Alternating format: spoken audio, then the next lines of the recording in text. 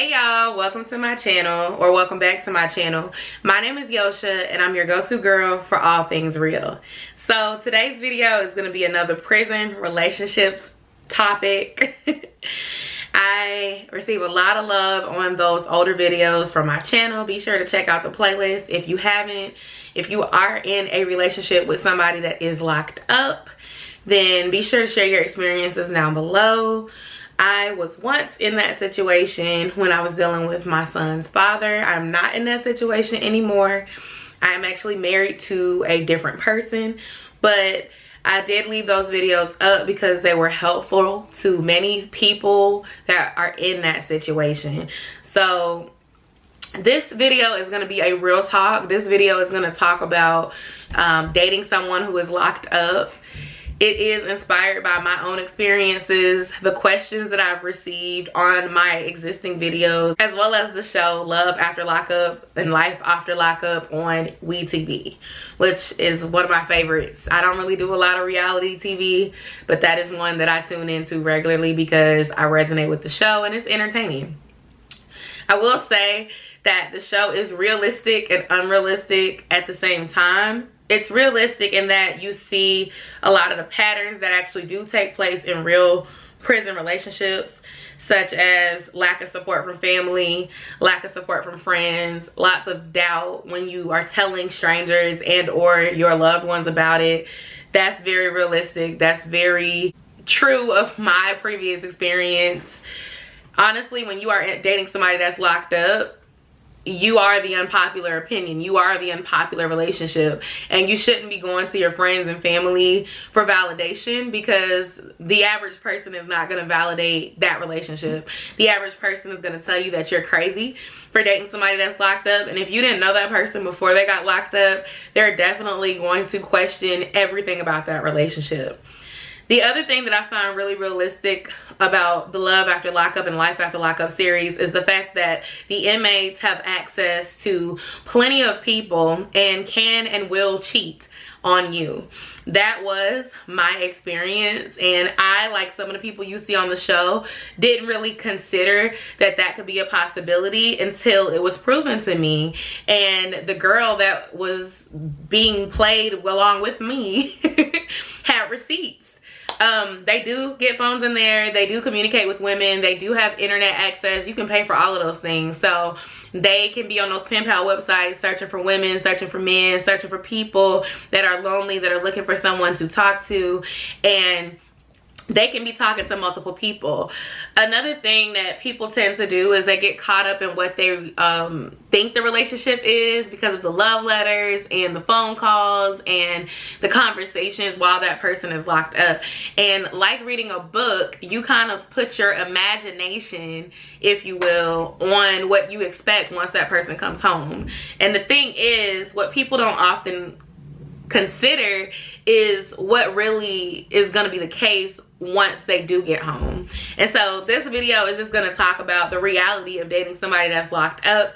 I'm not here to tell you not to do it, because at the end of the day, some stranger on the internet is not going to convince you not to fool with somebody that you're in love with or that you want to support. Just like if you're not going to listen to your mom, your dad, your cousins, your friends, your coworkers, you're not going to listen to me. But I'm here because I resonate with you, I understand, and just to come from the heart, being someone that dealt with that years ago. So first things is this: if you decide that you're going to date somebody that's locked up, you have to understand that when they come home from jail or prison, it's an adjustment period for them.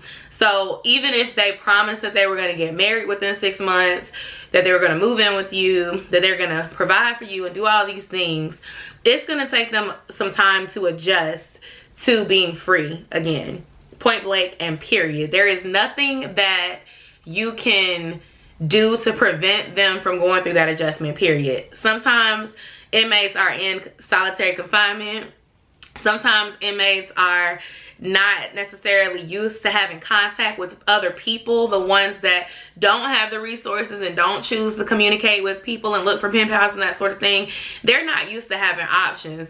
They are used to being told when to go to bed, when to get up, when to eat, when to sit down, when to do pretty much everything. Phone calls are monitored, that sort of thing. They are not used to being alone with you, let alone alone when you're not around them to make decisions for themselves. So it is a huge adjustment for them.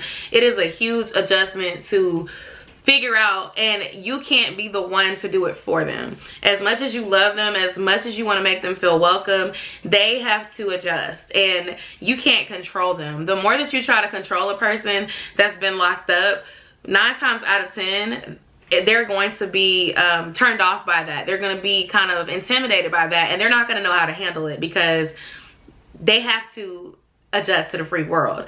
You see this a lot on Love After Lockup and Life After Lockup if you watch the show. You see the couples get into arguments at times because the person that waited feels like they put their life on hold and that they've done everything they could to be a supportive person for their inmate lover, and then the person that's locked up feels like they love the person and they appreciate the person, but they don't want it beat over their head that that person did all these things for them while they were locked up. And they also feel like, you know, it's not just about us being in a relationship. I am on parole, I am on probation, I have to find a job, I have to figure out the things that I need to do to provide for myself. And it's not that I don't want to necessarily be with you, but I have to worry about these things as well, or I can end up back in jail or back in prison. So there's an adjustment. The other thing is, I see on the show a lot of the couples want to like rush into getting married, rush into moving in together, or rush into bringing that significant other around their family and friends. And for me, I'm just gonna tell you from experience of my own, if your family and friends are not supportive, then I don't think that you should do that. On the show, I see the people, they're talking about their inmate, girlfriend, boyfriend, and they tell their friends and their family about it, and their friends and family are almost 100% not supportive genuinely of the relationship. So what happens is when you start bringing that inmate boyfriend, girlfriend, or ex-con boyfriend, girlfriend around said people, they make your significant other feel awkward. They ask them questions about why they got locked up. They ask them questions about their plans for y'all's future. They ask uncomfortable questions because they have your best interest in heart, and they don't trust that inmate person the way that you do. And they're not sleeping with them, so there is no attachment at the level that you have an attachment to them.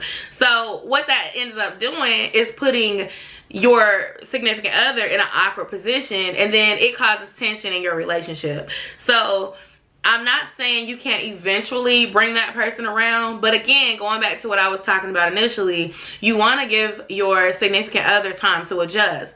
And if you don't allow enough time for them to adjust without bombarding them with all your relatives and all your friends and everybody that you've been telling all your business to, then you may be causing issues for your relationship at the very, very beginning of it starting for real on the outside world, because now everybody's injecting their opinions on y'all's situation, and then it leads to y'all arguing, or you start to internalize what your relatives and friends are saying about your significant other and what they're not doing and how you're not being treated how they think you should be treated, or they're not good enough for you. And the thing is this, like I said at the beginning, you are dealing with an unpopular relationship. You are dealing with an unpopular opinion, right?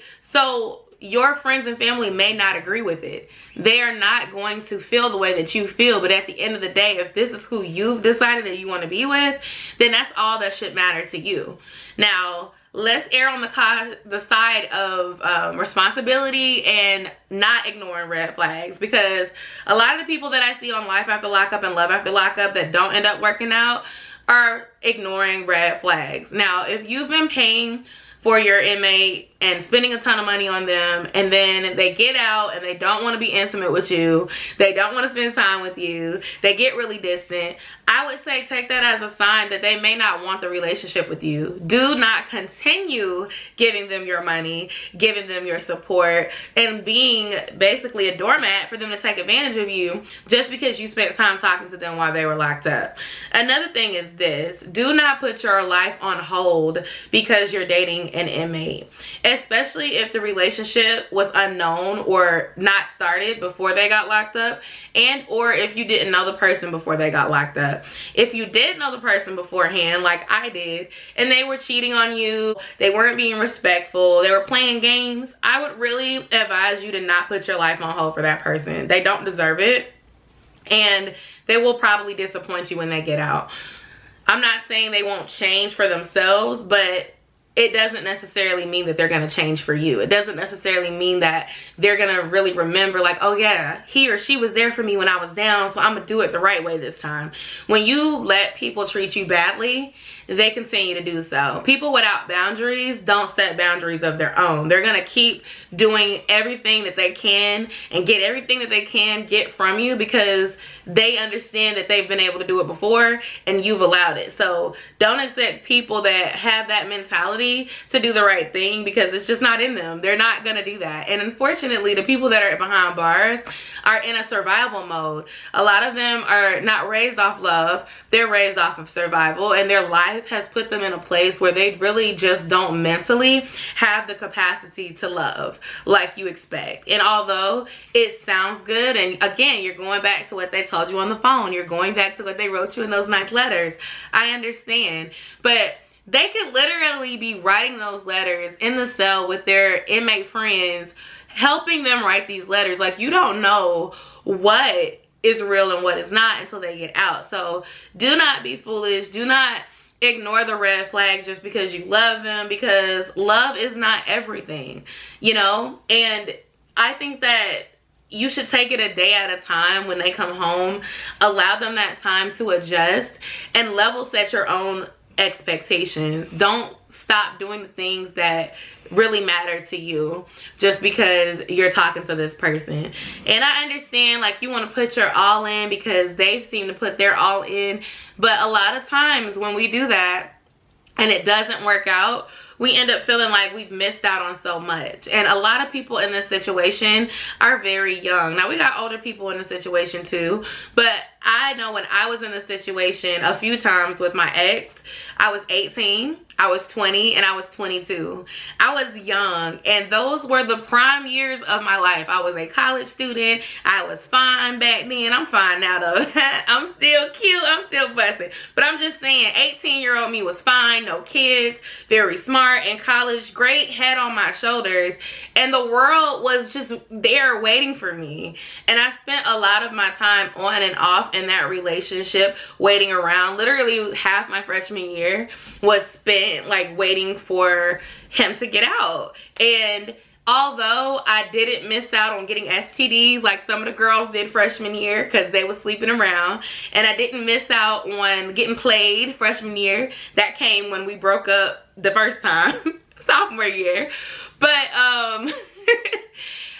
it made me feel like, you know, I'm in a relationship, so I'm not gonna do these things. And it was really lonely. It was really, really lonely.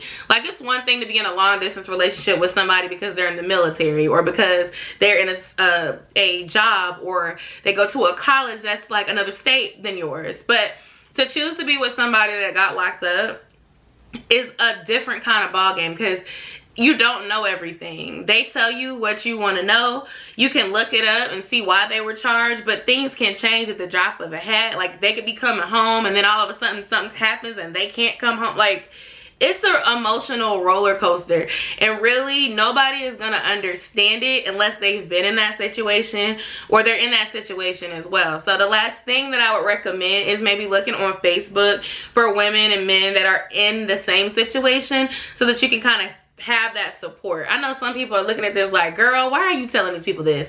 And this is why. When I was in that situation, it didn't matter who told me that I shouldn't do it.